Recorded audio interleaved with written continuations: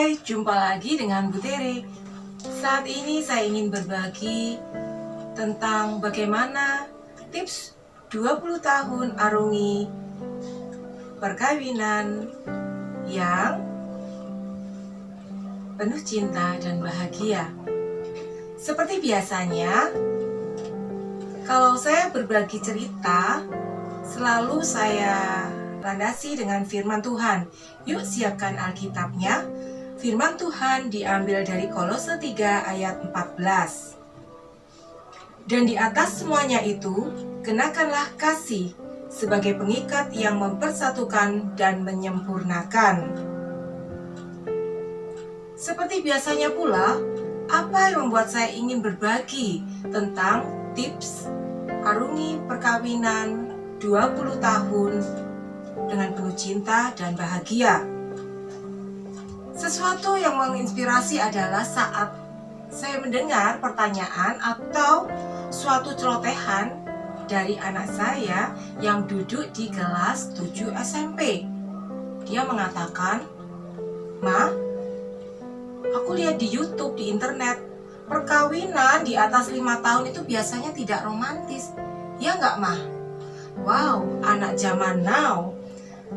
Banyak sumber inspirasi, banyak sumber informasi yang didapat. Saya seperti biasanya menjawab dengan gaya bercanda sambil ya tertawa-tertawa begitu.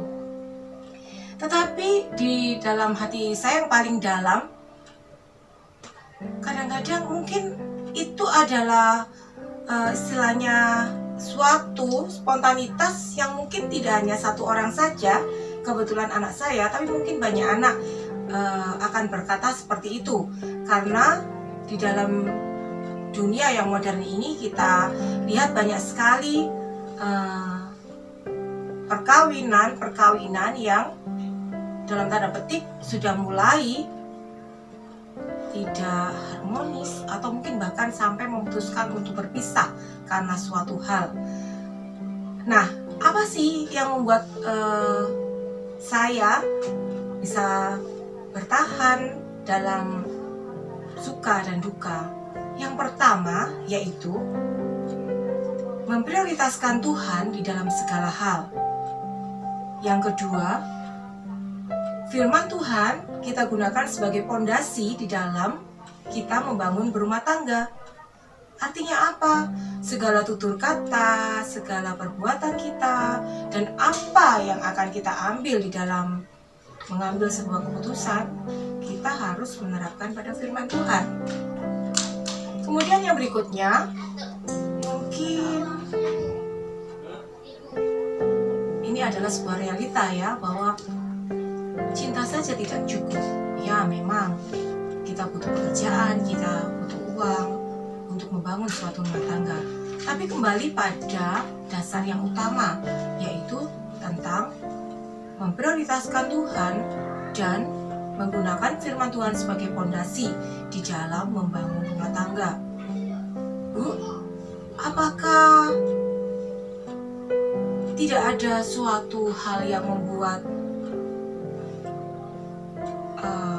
cinta itu luntur, atau yang tidak kita berusaha meminimalkan gesekan-gesekan itu? Dan kalaupun kita mempunyai suatu masalah, kita harus kembalikan pada tujuan daripada gereja kecil yang telah kita bentuk ini, karena rumah tangga adalah gereja kecil ya. Jadi apa saja sih yang perlu kita ingat? Seperti yang saya alami sendiri, jadi saya mau berbagi bahwa yang pertama, prioritaskan Tuhan di dalam rumah tangga. Yang kedua, gunakan firman Tuhan sebagai pondasi. Maksudnya apa? Ketika kita bertutur sapa, kemudian kita berbuat bertingkah laku, dan ketika kita mengambil keputusan, itu kita kembalikan pada firman Tuhan.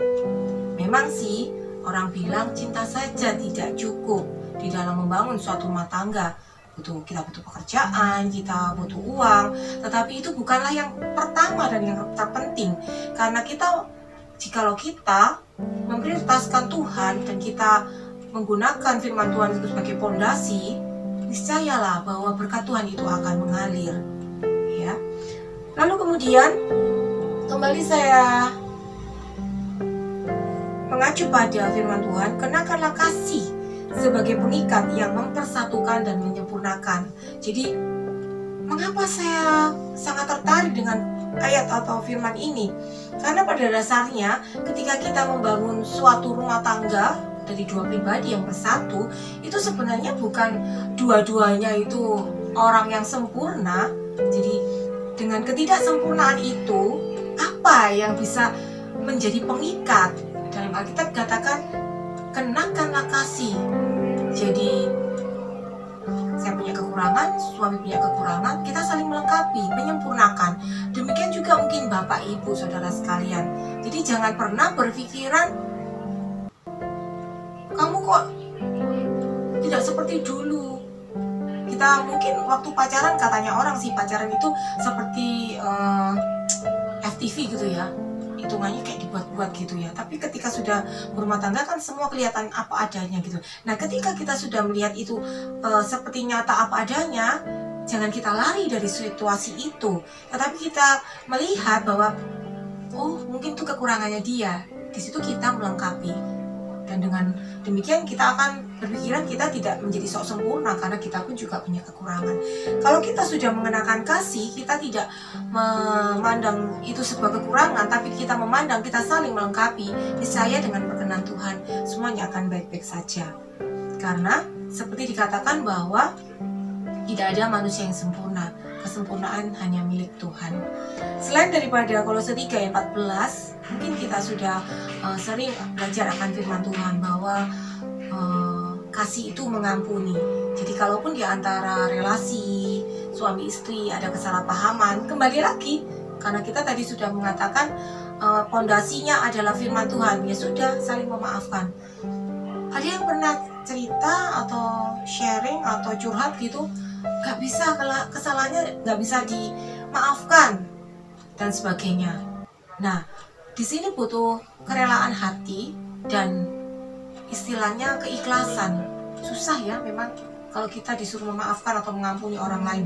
Tapi ingatlah bahwa kita pun juga butuh pengampunan dari orang lain, dan yang terlebih pengampunan yang daripada Tuhan. Jadi seperti kembali kepada firman Tuhan bahwa kita harus saling mengampuni. Itu yang kita terapkan juga di dalam bagaimana sih memelihara perkawinan sehingga tetap langgeng sampai maut memisahkan. Mungkin ada yang bilang, Ibu 20 tahun itu kan nggak mungkin lancar-lancar saja. Ya jelas, setiap rumah tangga pasti ada suka dan duka. Tetapi niscayalah kalau kita sudah menyerahkan hidup kita sepenuhnya kepada Tuhan, rumah tangga kita kepada Tuhan, percayalah bahwa Tuhan akan memelihara. Asalkan kita juga mau berjuang. Tidak, Tuhan kan kau berjanji kau akan memelihara rumah tanggaku, tapi kita semaunya sendiri, tidak mau mengenakan kasih sebagai pengikat yang mempersatukan dan menyempurnakan, tidak mau saling mengampuni dan sebagainya juga tidak bisa. Jadi ketika kita sudah pasrahkan rumah tangga kita kepada Tuhan, tapi kita pun juga harus berusaha, karena sebenarnya adalah semuanya itu kita persembahkan buat Tuhan. Bapak Ibu yang dikasihi oleh Tuhan, sharing ini saya persembahkan karena 11 Juni 2021 yang lalu kami merayakan ulang tahun pernikahan yang ke-20. Bersyukur kepada Tuhan, dengan melewati segala suka dan duka, kami boleh bertanding sampai dengan saat ini. Kiranya sharing atau cerita yang saya sampaikan bisa mengingatkan kembali kepada para pasangan-pasangan yang mungkin masih muda atau mungkin pasangan yang sudah senior, bahwa jikalau kita ingin memelihara rumah tangga kita yang sudah Tuhan izinkan kita bentuk, jangan lupa prioritaskan Tuhan di dalam rumah tangga kita dan firman Tuhan sebagai fondasi di dalam rumah tangga kita. Semoga menjadi berkat buat lainnya. Tuhan Yesus memberkati.